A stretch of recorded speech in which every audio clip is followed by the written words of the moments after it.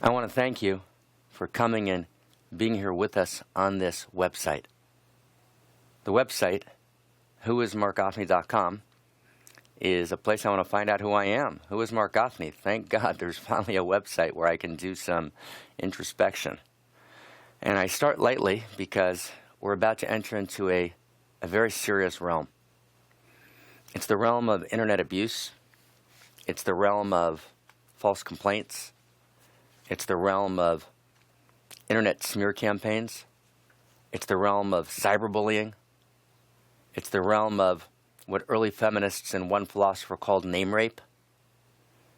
It's the realm in which new forms of sexual abuse, the abuse of the sexual, appear that haven't been noticed by culture but are becoming rampant. And I'm here to talk to you in order to take a stand for the evolution of consciousness in public culture. I'm here to break the silence. I've been silent for a decade and not responded to virulent attack, defamation, name rape. And for those of you who are provoked by that term, you should be provoked by it. I understand that, and I'll explain the term, and we'll talk about it together. I've been silent in the face of an incessant smear, base ulterior motivation, malice, and suffered enormously. That, however, wouldn't bring me to put up this website and wouldn't bring me to make this video. My reputation is something that I care about a little bit less every day. I'm here to take a stand for justice. I'm here to take a stand for justice in the face of extremism, in the face of jihad. And jihad is a word that's used in Islamic fundamentalism to describe the killing of the infidel, or the one who's thought to be the heretic or the infidel or the bad one, merely because he differs from the way people think he ought to be, because he threatens something in the dogma of the establishment. And Islamic fundamentalism is about taking down the World Trade Center, killing 3,000 people in a day, because those people are considered infidels. There's no checking of evidence. There's no reasoned conversation. There's no human rights. None of the virtues of democracy, of what we might call the democratic way or the American way, are actually to be found. And so I'm here to take a stand for what our public culture needs to look like.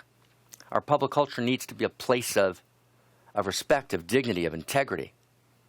And our public culture is now slowly becoming dominated by the virtual realm, the realm of the internet. And the internet is becoming largely influenced by hate trolling, by cyberbullying, by vicious attack. There was an activist who began the Arab Spring, which was a number of years ago, and a brief surge, a brief flowering of democracy in the Arab world. His name was Walid Jonim, or Ghonim, I'm not sure how to pronounce his name. And he posted the first picture, a picture of Khalid Said, who was killed by the Egyptian security forces. He posted on the internet, and all of a sudden there was a face. You could see the face of the brutality of Mubarak, Hosni Mubarak's regime, and it flared around the Arab world as a momentary uprising, a momentary flowering of democracy. And then, in Egypt, the Muslim Brotherhood took over, and the army took over, and smear campaigns against each other were launched on the internet. And eventually, the liberal, hopeful possibility that was in this Arab Spring, sparked by this posting on Facebook, disappeared. And Walid Jonim went, as it were, offline for a couple of years. And when he came back, he said as follows. He said, "When this all started, I thought that for the liberation of society, we needed the internet. I now realize for the liberation of society, we need the liberation of the internet. The internet has become a place in which shadow is rampant, in which verbal violence, threats of physical violence, utter distortion of fact, utter willingness to defame, to be brutal, to be cruel, to launch smear campaigns, to cyberbully, right, to allow for that which was impossible before the internet, levels of human brutality, levels of destruction have entered into the realm of genuine possibility. The very institution of leadership is threatened. For a long time, leadership acted with impunity. It could not be challenged. Now we've correctly challenged leadership, but now it's gone too far. Now the challenge no longer has to have veracity. The challenge no longer has to have integrity. No longer needs to be motivated by positive and constructive motivation. Now we can launch a smear campaign against any leader and bring them down merely by attacking them in an organized way in a smear campaign on the internet. So I feel like I have no choice but to respond. I've been attacked. I've been attacked virulently between the end of 2015 and 2016 in an orchestrated smear campaign, which took place in an explosion of blogs, media reports, Facebook postings, Twitter attacks, all of which were orchestrated, organized by a group of people in touch with each other with significant ulterior motivation. Particularly involved in the orchestration were David Inbar, a student who I broke ties with and asked to leave my inner circle, demanded that he leave my inner circle because of egregious ethical violation. My former wife, Chaya, who I left because I fell in love with another woman,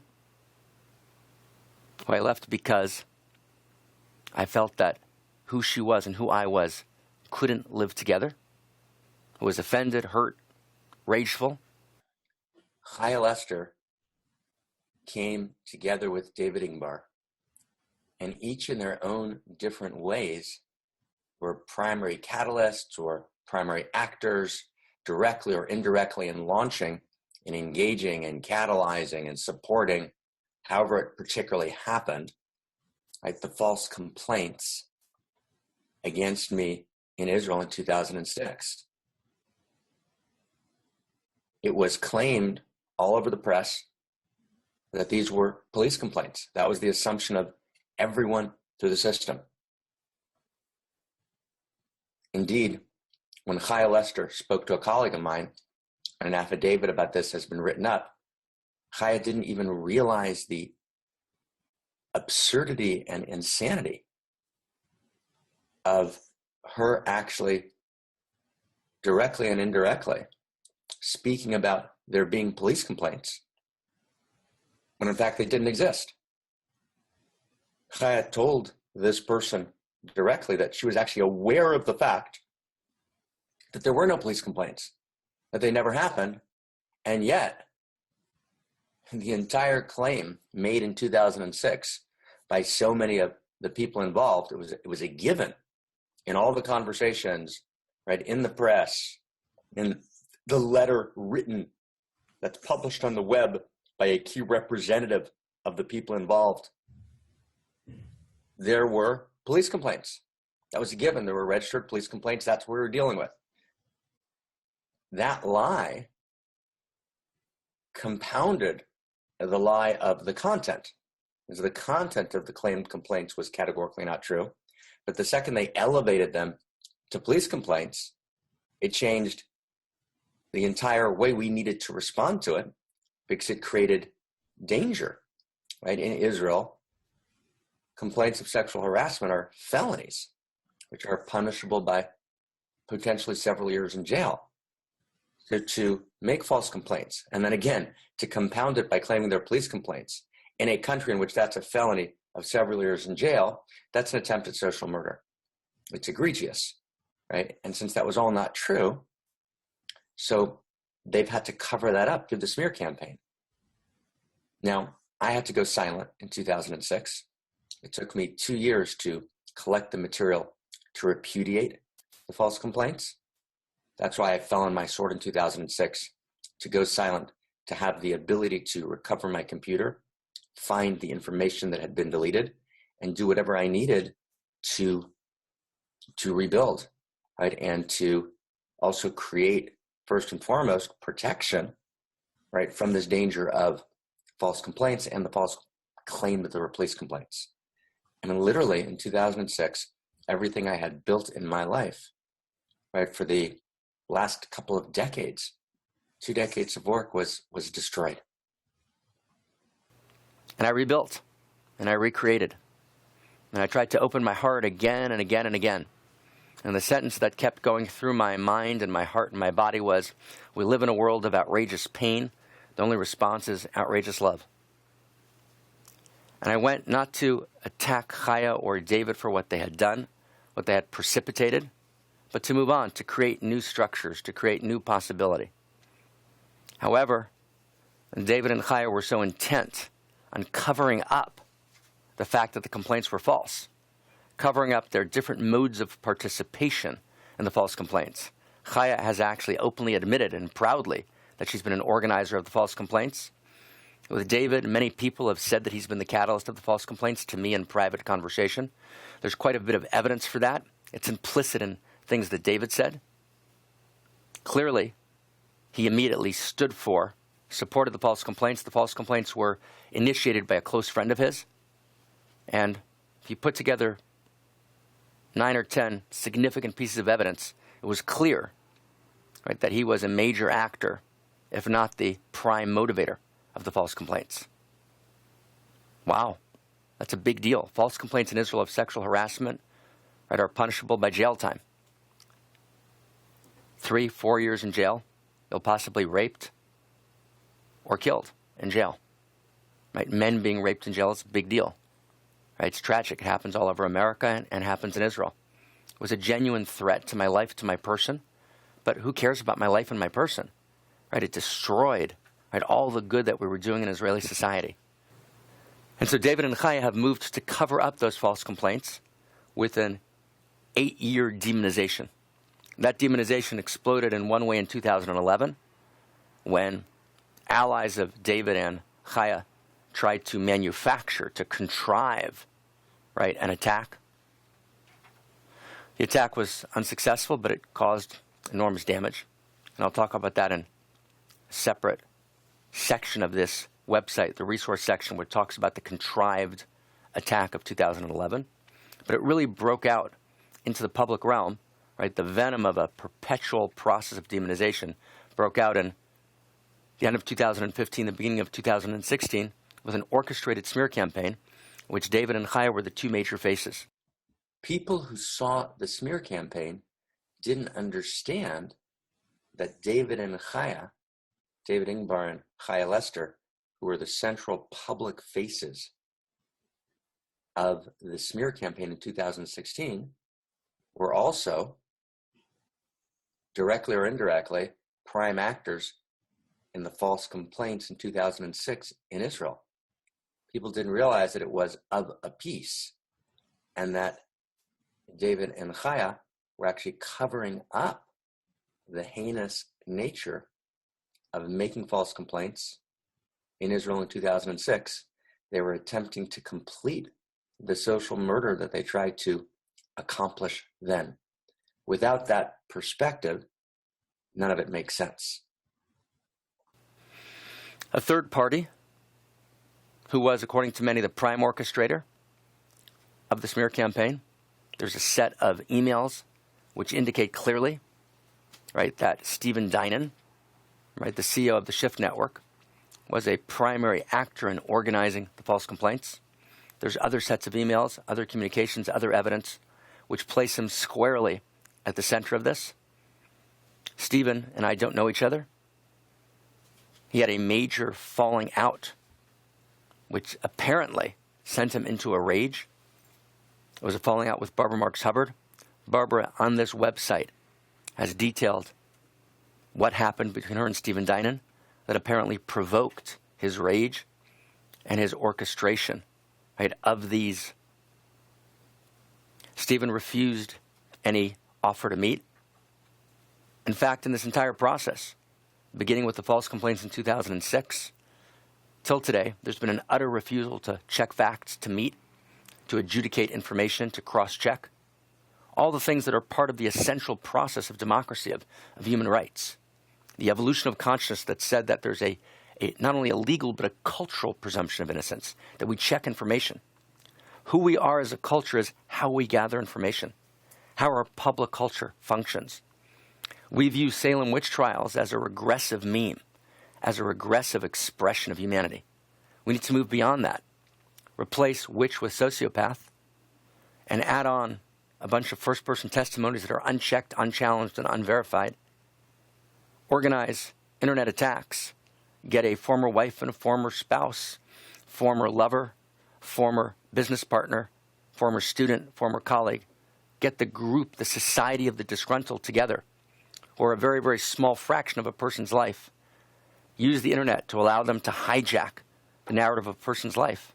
And you get a smear campaign. It's the greatest threat that exists today in culture to the emergence of positive leadership. Positive leadership will be taken down by smear campaigns. I wonder if Martin Luther King could have survived in the internet age. I wonder if so many of the important leaders who effected transformation throughout the centuries could have survived in the internet age. Smear campaigns lack any standard, right? Any way of checking, right? Any regulation, right? Any integrity.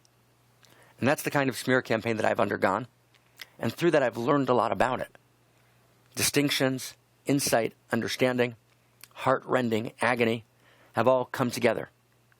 And so although I've survived the smear campaign, I've been damaged, I've been hurt, and I've been devastated, but myself and the Center for Integral Wisdom have survived. Our mission continues, our commitment, our devotion to the evolution of consciousness, our devotion to the evolution of love, our devotion to service, our devotion to integrity remains intact, and we're moving ahead. I could walk away. We could walk away. But we decided at our board meeting this past year that would be out of integrity. That actually this is not a distraction. Responding to the smear campaign is not a distraction from our work. It's the essence of our work. We need to stand for the evolution of love, right, in public culture. We need to stand against demonization with all of the advantages that it gives, and we'll talk in one of our videos about the 3 advantages of demonization. We need to stand against false complaints, and we'll talk about the 4 litmus tests for false complaints. We need to stand against hidden malice, which disguises itself behind noble, ostensibly noble motives. We need to talk about the victim triangle, where the perpetrator disguises him or herself, right, as a rescuer or as a victim. All this needs to come to the fore, and that's the purpose of this website. A corollary, a kind of side benefit of the website is it will set the record straight, right, in terms of and in relationship to the false claims made about me. I have never sexually harassed anyone in my life. I am not sexually abusive, right, in any way. I've been called a pedophile, a child rapist, a statutory rapist, a confessed child rapist. The list goes on and on, right? It's egregious and sad and tragic in an internet age that one even needs to respond. But those are all egregiously false, categorically. Not one word of truth to any of them, beginning to end. And yet, the organizers of the smear campaign had no trouble, right, deploying the methodology of the big lie, which is a lie plus a lie plus a lie equals the truth. It's time to stand against this. It's time to stand for the evolution of love in public culture. It's time to stand for restoring integrity. And all the people who have stood by passively and watched the smear campaign happen and called me privately and said how terrible it was, that's not enough. Edmund Burke wrote, all that it takes for evil to triumph is for good people to do nothing. Let me add to that.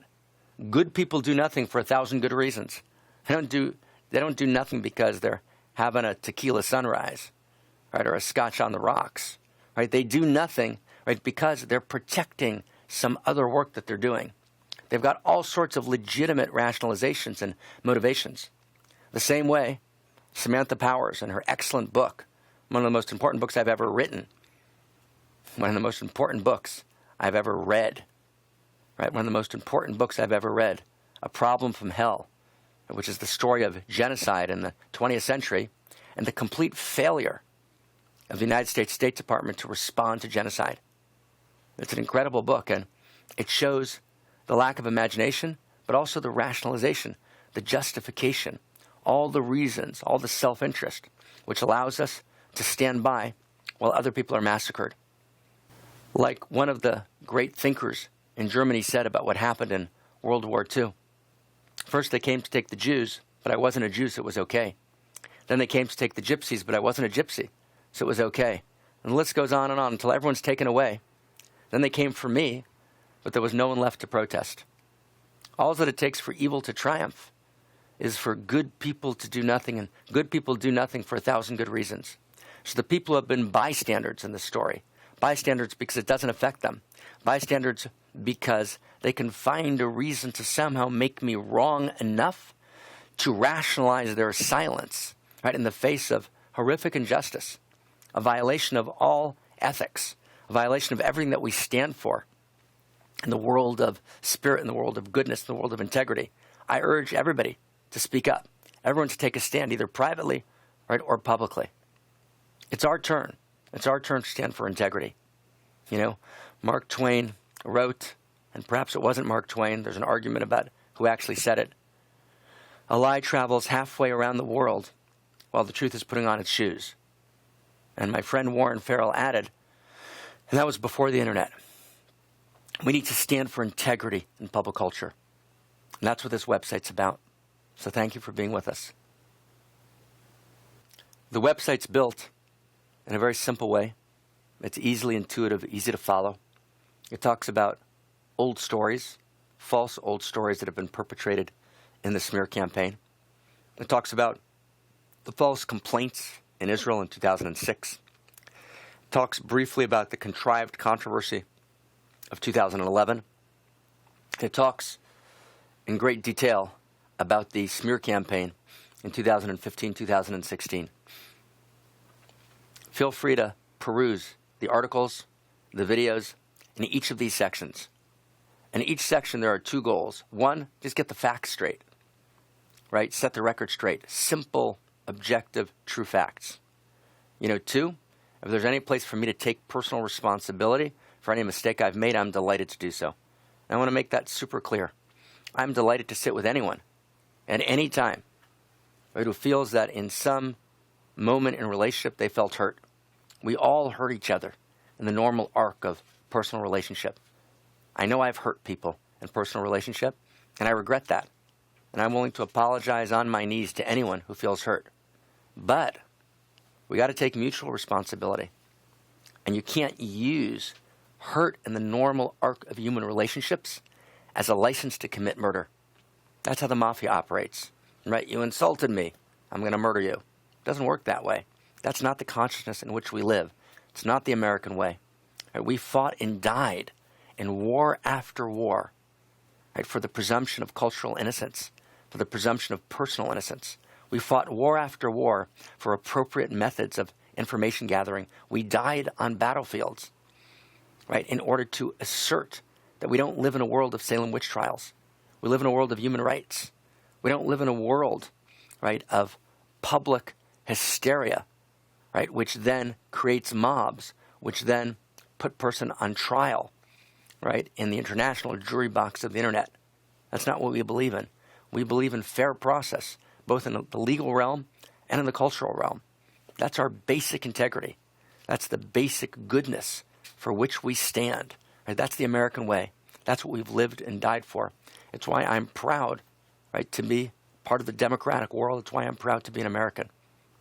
And so please feel free to follow the website through any of its sections. There are testimonials, right? There are essays, right? There are videos. Some of the videos are long, in-depth.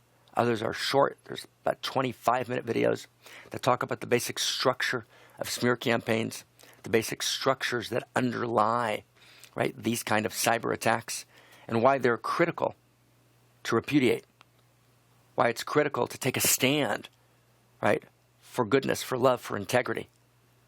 And that's what we're here for. So, again, thank you for being with us. This website's not easy for me to speak on. It's not my nature.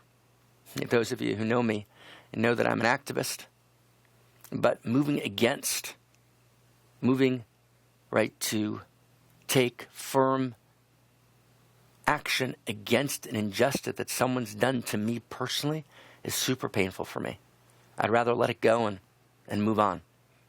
And perhaps that's a weakness. Perhaps it's a lack in my character.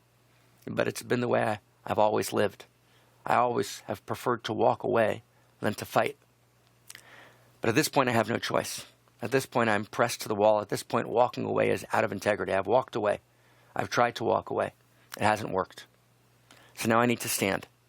I need to stand come what may, right, and speak the truth, because truth needs to be spoken here.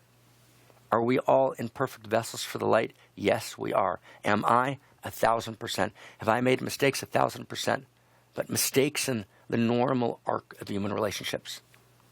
Not the mistakes that are ascribed to me. Not the horrific smear campaign that has been perpetrated for base, ulterior motives, which are sad, which are hidden from the public view, which are disguised under the fig leaf of noble motives. Again, and finally, and in conclusion, if this was just my reputation, literally, I would walk away again and spend the rest of my life writing poetry and essays and perhaps a couple of books. But this is a moment in which my unique self has been challenged, and my unique self does thankfully have the capacity to respond, right, to offer the distinctions, to make the discernments, right, to speak from the heart, and to challenge, right, this desecration of the individual, this desecration of fair process, right, this desecration of all that democracy in America and human rights stands for. So I want to stand against internet abuse. I want to stand against the rape of a name, which is a horror. I want to stand against, right, the bullying, which dominates so many elements of the internet. So here we go. Thank you again and again and again for being with us. Thank you for listening carefully. Thank you for cultivating discernment.